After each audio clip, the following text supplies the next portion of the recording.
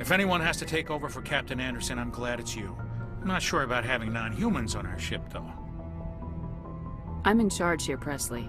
I decide if we have non-humans on this vessel. Yes, ma'am. Understood, ma'am. Speak freely, Presley.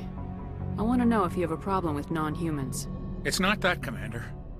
Humanity has always handled its own problems. Saren attacked one of our colonies. We should be the ones to stop him. We don't need their help. This is bigger than humanity. Saren's a threat to every species in the galaxy, and I'll welcome anyone who wants to help me bring him down. I guess so. Maybe I'm just stuck in the old ways of thinking. But don't worry, Commander. This won't be a problem. How did you end up assigned to the Normandy? I signed up with the Alliance as a navigator right out of school, following in my grandfather's footsteps, I guess. My first posting was on the Agincourt. We were at Elysium during the Skillian Blitz. A massive fleet of alien raiders hit the colony, trying to wipe it out. They had the numbers, but their ships were no match for an Alliance frigate. It was a slaughter. We couldn't even keep track of how many ships they lost. How'd you end up on the Normandy? I got my officer's commission after Elysium. Must have made an impression on the right people. Captain asked for me when he was picking his crew. Carry on, Presley. Commander, I'm picking up a signal from the planet's surface. It looks like an automated distress beacon.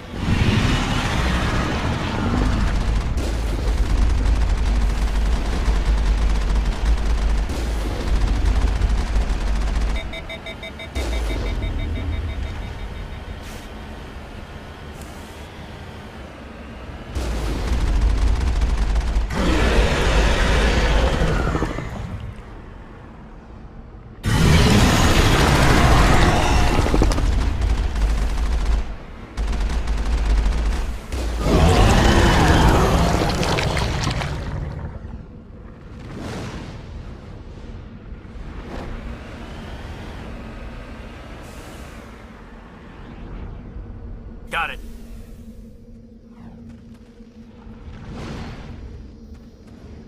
Alliance soldiers. Looks like they were lured here by the distress beacon. These are Admiral Kahoku's men. We need to tell him what happened here. Commander, something you need?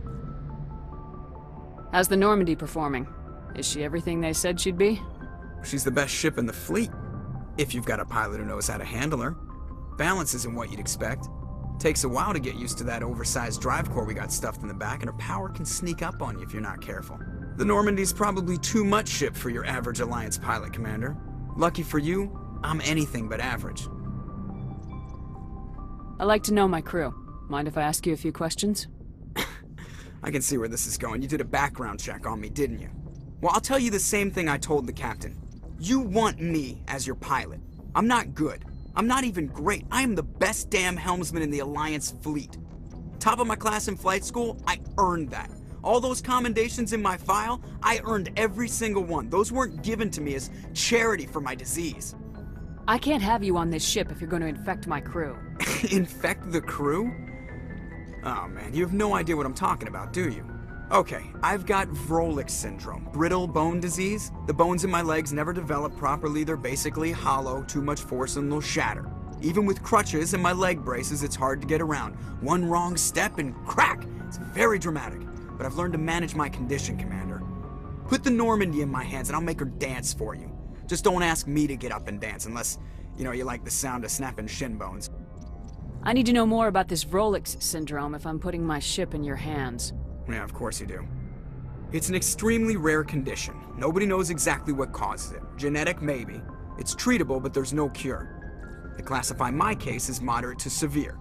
I was born with over a dozen fractures, hip, thighs, ankles. My bones were already breaking in the womb. 100 years ago, I wouldn't have survived past my first year. Lucky for me, modern medical science has turned me into a productive member of society. You're not gonna break a bone trying to fly the ship, are you? I don't fly with my feet, Commander, so I'm fine as long as I'm in this chair. I gotta be real careful when I get up to take a piss, though. I can do my job as well as anyone on the ship. Better, actually. So don't worry about it. I'm not trying to make you uncomfortable. Let's talk about something else. Whatever you want, Commander. How'd you end up joining the Alliance? Look, if you're looking for an inspirational tale of the crippled kid overcoming impossible odds, you're gonna be disappointed. My mother was a civilian contractor working for the Alliance. I basically grew up on the Arcturus station back when they were building up the fleets. Spend all that time around Alliance ships, there's a good chance you'll end up going to the Academy. Why does everyone call you Joker? It's a lot shorter than saying Alliance Flight Lieutenant Jeff Moreau. Plus, I love to make little children laugh. I was just thinking how much you remind me of Santa Claus. Look, I didn't pick the name. One of the instructors in flight school used to bug me about never smiling. She started calling me Joker, and it stuck. Why didn't you ever smile? Hey, I worked my ass off in flight school, Commander. The world's not gonna hand you anything if you go around grinning like an idiot. By the end of the year, I was the best pilot in the Academy. Even better than the instructors, and everybody knew it. They'd all got their asses kicked by the sickly kid with the creaky little legs. One guess who was smiling at graduation? I have to go. Yes, Commander? Is there something you need? How did you end up serving on an Alliance ship? I enlisted right out of med school. Earth always seemed boring to me. Too safe, too secure. I figured the colonies were teeming with exotic adventure. I wanted to travel the stars, tending the wounds of tough soldiers with piercing eyes and sensitive souls. Turns out military life isn't quite as romantic as I'd imagined. But humanity needs the Alliance if we want to keep expanding through the Traverse, and the Alliance always needs good doctors. So I stayed on to do my part. Ever think you made the wrong choice? Sometimes I think about opening a private practice back on Earth, or maybe taking a position at one of the new med centers out in the colonies. But there's something special about working on soldiers. If I left the Alliance now, I'd feel like I was abandoning them. How well do you know the Lieutenant? I'd never worked with him before this mission, but he has an impressive service record, over a dozen special commendations. Tends to keep to himself, though. Maybe because of the headaches. It's not easy being an L2. What does that have to do with it? Well, most biotics now use the L3 implants. Lieutenant Alenko was wired with the old L2 configuration. Sometimes there are complications. What kind of complications? Severe mental disabilities, insanity, crippling physical pain. There's a long list of horrific side effects. Caden's lucky. He just gets migraines. I should go. Thanks for bringing me on board, Commander. I knew working with the Spectre would be better than life at CSEC. Have you worked with the Spectre before? Well, no, but I know what they're like. Spectres make their own rules. You're free to handle things your way. At CSEC, you're buried by rules. The damn bureaucrats are always on your back. Being a Spectre does have its advantages. Exactly my point. If I'm trying to take down a suspect, it shouldn't matter how I do it, as long as I do it. But CSEC wants it done their way. Protocol and procedure come first. That's why I left. So you just quit because you didn't like the way they do things? There's more to it than that. It didn't start out bad, but as I rose in ranks, I got saddled with more and more red tape. CSEC's handling of Saren was typical. I just couldn't take it anymore. I hate leaving. You did the right thing. Life's too short to sit around waiting for things to happen. Yeah, you're probably right. Either way, I plan to make the most of this.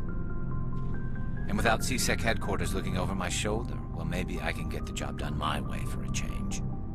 As long as you do your job well, you're free to go about your business as you see fit. Thank you, Commander. Nice ship you've got, Shepard. What can I do for you? What's your story, Rex? There's no story. Go ask the Quarian if you want stories. You Krogans live for centuries. Don't tell me you haven't had a few interesting adventures. Well, there was this one time the Turians almost wiped out our entire race. That was fun. Yeah, they tried the same with us, but we fought them off. It's not the same. Seems similar enough to me. So your people were infected with a genetic mutation? An infection that makes only a few in 1,000 children survive birth? And I suppose it's destroying your entire species? I suppose it isn't all the same. I don't expect you to understand, but don't compare humanity's fate with the Krogan. I was just making conversation. I wasn't trying to upset you. Your ignorance doesn't upset me, Shepard. As for the Krogan, I gave up on them long ago. The genophage infected us, but it's not what's killing us. Are your people really dying? We're sure not getting any stronger. We're too spread out. None of us are interested in staying in our own system. Lots of species have left their homes and prospered. But they go to colonize new worlds. We're not settlers. We're warriors. We want to fight. So we leave. Hire ourselves out. And most of us never go back. What can you tell me about the genophage? Ask the Solarians if you want details. They made it.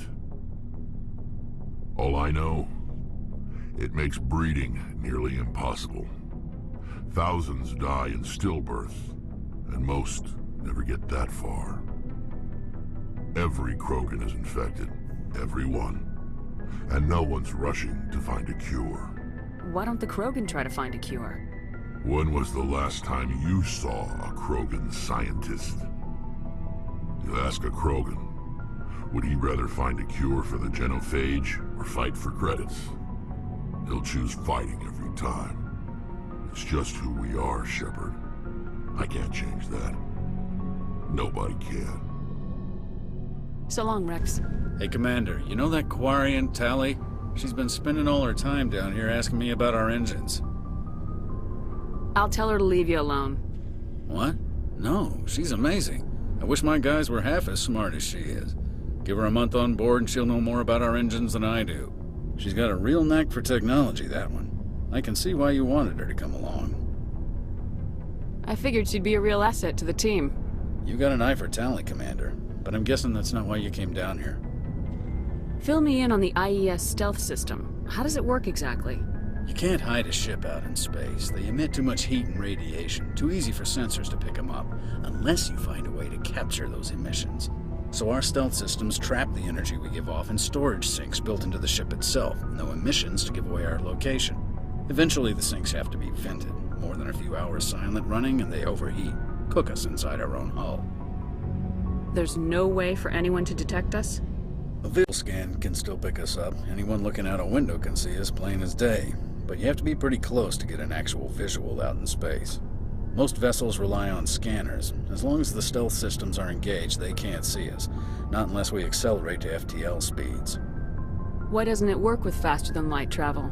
Cranking up the FTL blue shifts our emissions, pushes them into frequencies too high to capture in the sinks.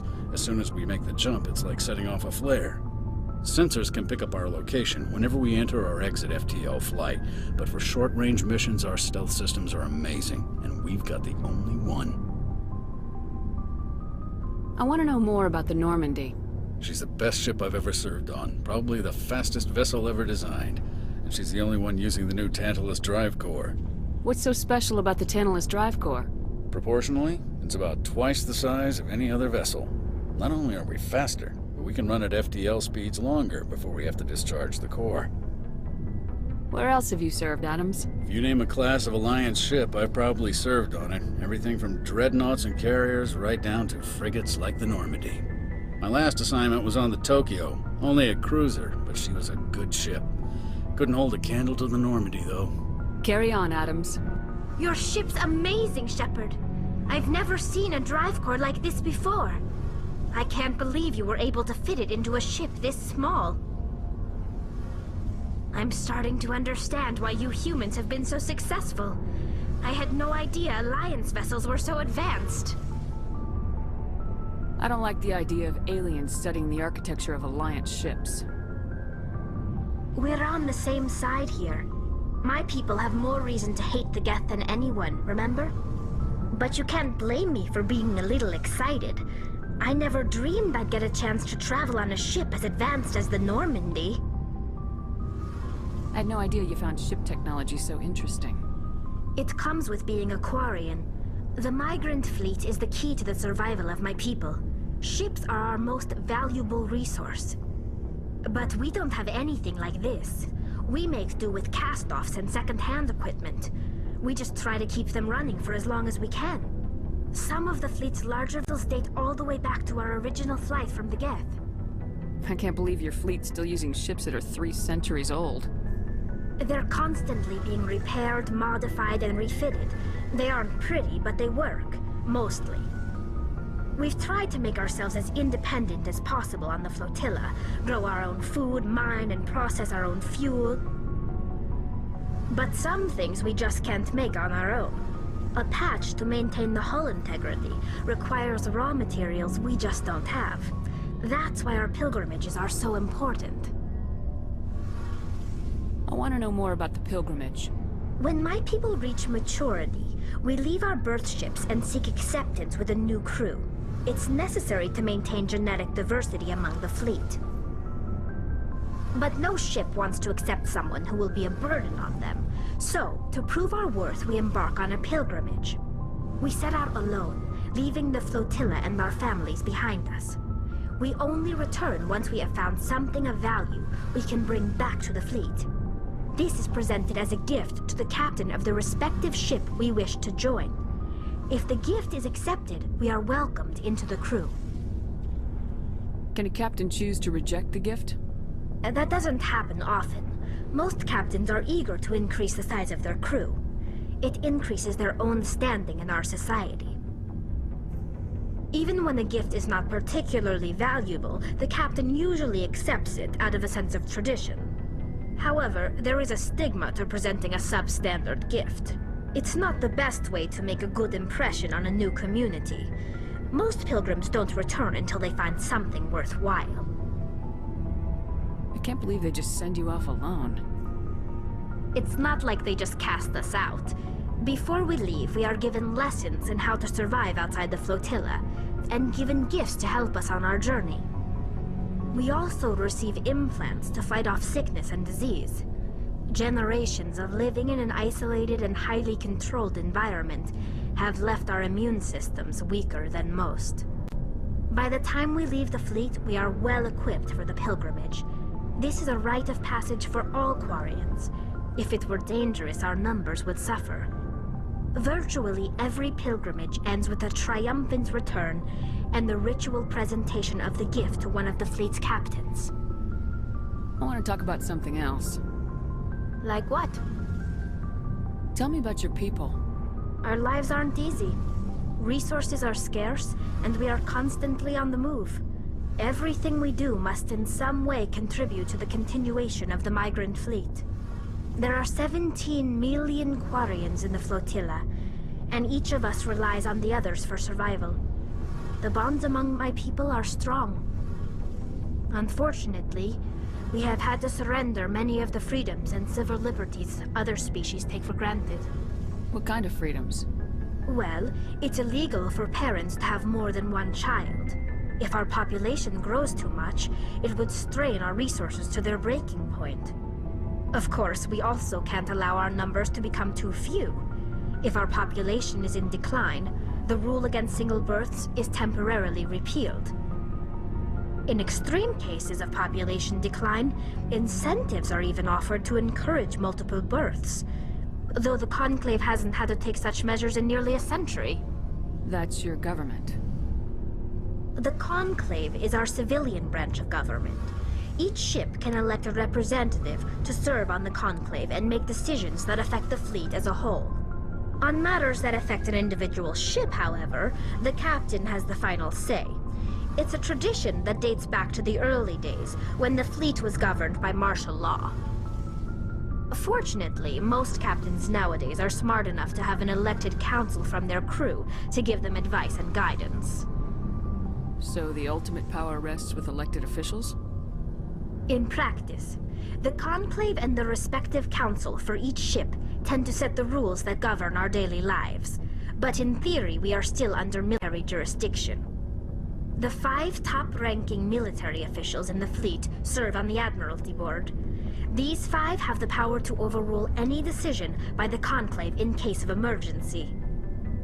To do so requires unanimous agreement among the Admiralty, and they can only do this once. After that, the entire board must resign their posts. It's a safeguard that served us well. In nearly 3 centuries, the Admiralty Board has only overruled the Conclave 4 times. I want to know more about the Geth. I doubt I can tell you anything you don't already know. It's been almost 3 centuries since they drove my people into exile. All I know is the story of their origins. What they were when we created them, and how they turned on us. Interesting. The Geth were originally created to serve as an automated manual labor force. Initially, their intelligence was as limited as any VI. Over time, we made small modifications to their programming to allow them to perform more varied and complex tasks, bringing them closer and closer to true AI status. You had to know it would blow up in your face. The changes were so insignificant, so gradual, that we were able to control them. Or so we thought. But one thing we underestimated was the power of the neural network. 1 million Geth thinking simultaneously created an inherently unstable matrix. So the Geth share brain power? Many of the Geth's logic systems were designed to work in concert with other nearby Geth. Basically, the more of them you have in a group, the smarter they are. So there's some sort of group consciousness? No, nothing like that. They cannot share sensory data or information. Their programming cannot handle that much simultaneous input. Each Geth maintains an individual awareness and identity. The neural network only operates on a process-based level. It's basically the synthetic equivalent of a subconscious. But when they're in close proximity, they can coordinate low-level functional processes, freeing up more capacity for original or independent thought. That doesn't make any sense. I'm probably oversimplifying. The Geth are incredibly advanced and complex creations. All you need to know is that they get smarter when they gather in large numbers. As we built more and more Geth, their effective intelligence became more sophisticated, more abstract. One day, a Geth began to ask its Quarian overseer questions about the nature of its existence. Am I alive? Why am I here? What is my purpose? As you can imagine, this caused a near panic among my people. I don't see what's so bad about those questions. The Geth were created to engage in mundane, repetitive, or dangerous manual labor. That's fine for machines, but it won't satisfy a sentient being for long. The Geth were showing signs of rudimentary self-awareness and independent thought. If the Geth were intelligent, then we were essentially using them as slaves. It was inevitable the newly sentient Geth would rebel against their situation. We knew they would rise up against us, so we acted first. A general order went out across all Quarian-controlled systems to permanently deactivate all Geth. The Geth responded to this order violently. You didn't really think they'd just let you destroy them without a fight, did you? The hope was that most of the Geth would still be little more than machines, incapable of organized resistance. But they had progressed much further than anyone anticipated. The war was long and bloody. Millions upon millions of Quarians died at their hands. In the end, we were forced to flee our own homeworld. We feared the Geth would pursue us, but they never came beyond the Veil. Now we drift through space, exile, searching for a way to reclaim what was once ours. It's hard to feel sorry for you. Your ancestors tried to wipe out another species. We made a mistake when we created the Geth in the first place, but we did not make a mistake when we went to war against them. If we had not acted, they would have wiped us out. They're a synthetic life form. They have no use for organics. None. Why do you think they cut themselves off from the rest of the galaxy? Why do you think they've killed every organic being who's ever tried to contact them? They can kill Saren. What does that tell you? The Geth are not innocent victims in all this. They're the enemy. They want to destroy us. Not just the Quarians. All organic life. That's why they've joined up with Saren. And that's why we have to stop him. I should go.